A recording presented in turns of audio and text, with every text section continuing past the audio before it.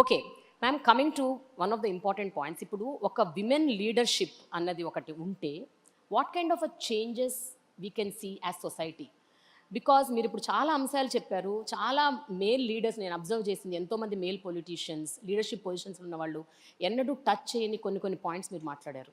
But I want to know from your mouth, what changes can a women bring on table? So ఇది world over discussion అండి. ఒక feminine approach towards any problem.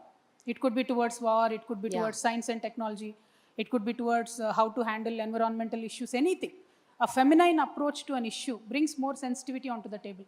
అంటే ఒక అమ్మతనంతో, ఒక మాతృత్వ భావనతోని పరిపాలన జరిగినటువంటి సందర్భంలో పరిష్కారం తొందరగా దొరుకుతుంది. ఎందుకంటే అమ్మ జేబు చూడదు, కడుపు చూస్తుంది కాబట్టి. సో అట్టడుగున ఉన్న వాళ్ళకు ముందు అన్నం పెట్టాలనుకుంటుంది కాబట్టి. ఇంట్లో అందరికన్నా చిన్నోడు అంటే జనరల్గా అమ్మకి ఇష్టం ఉంటుంది. అట్లానే సమాజంలో అత్యంత వెనుకబడిన వాళ్ళంటే ఆ ఫెమినైన్ అప్రోచ్తో పరిపాలన చేసే ప్రభుత్వాలు ఉన్న కాడ వల్నరబుల్ సెక్షన్స్ని ఫస్ట్ అడ్రస్ చేస్తారు. ఇవాళ ఏ గవర్నమెంట్ అన్నా చూడండి, మీరు అది యూనియన్ గవర్నమెంట్ కావచ్చు, ఇక్కడ మన స్టేట్ గవర్నమెంట్ కావచ్చు, ఇవాళటి వరకు కూడా అండి, మేము ఒక 10 సార్లు నేను రిప్రజెంట్ చేశాను. మెంటలీ ఛాలెంజ్ కిడ్స్ ఉంటారండి, వాళ్ళు ఒక 350 నుంచి 400 మంది ఉన్నారు, ఎక్కువ లేరు. వాళ్ళకి ప్రభుత్వం పెన్షన్స్ ఇవ్వడం లేదండి. అది బీఆర్ఎస్ నుండి కూడా కొనసాగుతుంది ప్రాబ్లము. ఆనాడు ఈనాడు ఎప్పుడు కూడా పుష్ చేస్తున్నాం, రిపీటెడ్గా అపీల్ చేస్తున్నాం. ఎందుకంటే మెంటలీ ఛాలెంజ్ కిడ్స్ ఉన్నటువంటి పేరెంట్స్కి ఏమైందంటే మొత్తం వాళ్ళకు వచ్చేటటువంటి జీతంలో ఒక జీతం అంటే ఇద్దరు భార్యాభర్త సంపాదిస్తే ఒక జీతం అంతా ఆ పిల్లల కేర్కే పోతుంది. సో బేసిక్ పెన్షన్ కూడా వాళ్ళకి ఇవ్వలేనటువంటి పరిస్థితి. ఆ సెన్సిటివిటీ లేకపోవడం. Ultimately see what matters in a society is people should be happy. How can people be happy? వాళ్ళకుండా ఫండమెంటల్ ఇష్యూస్ అడ్రస్ చేస్తే హ్యాపీగా ఉంటారు. సో నేను రేపటి నాడు ఏం చెప్తున్నా అంటే విద్య కానీ వైద్యం కానీ ఈ vulnerable sections of the society ఎవరైతే ఉంటారో వారి కోసం ఒక స్పెషల్ కన్సర్న్.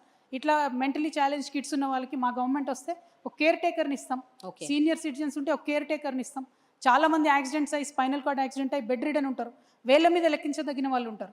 కానీ వారి కోసం ఆ ఇంట్లో ఉన్నటువంటి ఒక వ్యక్తి కంప్లీట్గా టైం స్పెండ్ చేసే పరిస్థితి ఉంటుంది. వారికి ఒక కేర్ టేకర్ ఇస్తాం. You're not giving thousands of crores కదా. ఇప్పుడు థౌజండ్స్ ఆఫ్ క్రోర్స్ మనము కాంట్రాక్టర్లకు ఇస్తున్నాం తప్పితే మన ప్రజల కోసం ఎందుకు ఆ సెన్సిటివ్ అప్రోచ్ మిస్ అవుతున్నాం అన్నదే నేను అనుకునేది. ఒక విమెన్ లీడ్ చేసినట్టయితే ఆ అప్రోచ్ ఉంటుందని చెప్పి నేను బలంగా నమ్ముతున్నాను. జనరల్గా ఒక ఉమెన్ లీడర్షిప్ పొజిషన్స్లోకి వెళ్తున్నారు అంటే వాళ్ళని అంటే ఒక స్టీరియోటిపికల్ ఒపీనియన్తో చూస్తుంది సొసైటీ. అంటే వాళ్ళు మంచిగా ఉండాలి, సాఫ్ట్గా ఉండాలి, సైలెంట్గా ఉండాలి, పెద్దగా మాట్లాడకూడదు, గట్టిగా మాట్లాడకూడదు. And there is a stereotypical opinion. When a woman puts her point across fiercely, forcefully, like you, they say she's bossy and criticisms vastayi, lot of social media brunt vastadi, ento vastadi. But if a man does that, they call him aggressive. If a woman does, it is a different narrative altogether. Meeru ivanni experience ayi untaru. So what do you have to say about this? Ma'am, నేను ఫండమెంటల్గా నమ్మేది ఏంటంటే leader should not have a gender. Leader అంటే leader లాగా చూడాలి. అది ప్రజలు కూడా అలవాటు చేసుకోవాలి. విమెన్ అయినా vulnerable section of the society నుండి వచ్చేటటువంటి నాయకులుగా ఎదగాలనుకునేటటువంటి వ్యక్తులైనా కూడా లీడర్ అనే వాళ్ళకు జెండర్ ఉండదు, కులం ఉండదు అనేది ఫస్ట్ గమనించుకోవాలి. నేను ఓన్లీ విమెన్ని లీడ్ చేస్తానని నేను బయలుదేరితే నేను ఫెయిల్ అవుతాను. సపోజ్ నేను ఒక ఎస్సీని అనుకోండి, నేను ఓన్లీ దళిత్ని లీడ్ చేస్తాను బయలుదేరితే నేను ఫెయిల్ అవుతాను. సపోజ్ నేను ఒక అప్పర్ కాస్ట్ అనుకోండి, నేను ఓన్లీ అప్పర్ కాస్ట్ని లీడ్ చేస్తాను బయలుదేరితే ఫెయిల్ అవుతాను. లీడర్ అనేవాడు అందరినీ సమానంగా చూడగలగాలి. ఈ రూమ్లో ఉన్న వాళ్ళందరూ నా వాళ్ళు అనుకునేటటువంటి వాళ్ళు లీడర్ అవుతాడు తప్పితే ఆ ఒక్క టేబుల్ మీద కూర్చున్న వాళ్ళే నా వాళ్ళు అనుకుంటాడు క్యాడర్ అవుతాడు. సో క్యాడర్కి లీడర్కి ఉండే తేడా తెలుసుకోవాలి. రాజకీయాల్లో కొత్తగా రావాలనుకునేటటువంటి యూత్కి కానీ విమెన్కి కానీ నేను రిక్వెస్ట్ చేసి చెప్పేది ఒకటే, kindly be the leader, think like a leader. See you'll eventually become a leader with a lot of experience, with a lot of hard work మించి అయితే ఏది లేదు, దానిలో షార్ట్ కట్ లేదు. But to become a leader you should start thinking like a leader. ఒక సామెత ఉంటుందండి, a cat which wants to become a lion should lose its appetite for rats అని. నువ్వు ఎలకల్ని చంపుదాం అనుకుంటే నువ్వు సింహం ఎట్లయితావు, పులి ఎట్లయితావు, నువ్వు అనుకునే టార్గెట్ నీకు పెద్దగా ఉండాలి.